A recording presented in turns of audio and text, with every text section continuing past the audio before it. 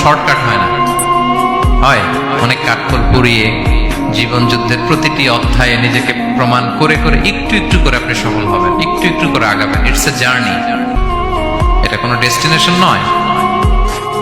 এবং সফল হওয়ার পথ পরিক্রমায় কোনো লিফট নেই, সিঁড়ি বেয়ে উপরে উঠতে হয়। কি বেয়ে? কিন্তু আমরা সফল হতে চাই কিভাবে? ডাইরেক্ট 100 তলায় তো আমি সফল, উপরে সবার উপরে আমি, এইভাবে চাই সফলতাটা। সবার উপরে উঠে যাব, গোল্ড মেডেল গলায় পরাই দিবে, আমরা সাকসেসফুল না।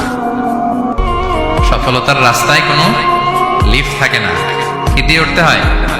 সিঁড়ি বেয়ে ঘাম জড়িয়ে উঠতে হয়। দেখেন, শুধু আলোর মুখ দেখার জন্য মায়ের পেটে আমাদের কত সময় লাগছে বলেন তো? জাস্ট একটু লাইট, হ্যাঁ 9 মাস 10 মাস সময় লাগছে শুধু একটু আলো দেখবো আমরা। একটু আলোর মুখ দেখার জন্য আমার লাগছে 9 মাস।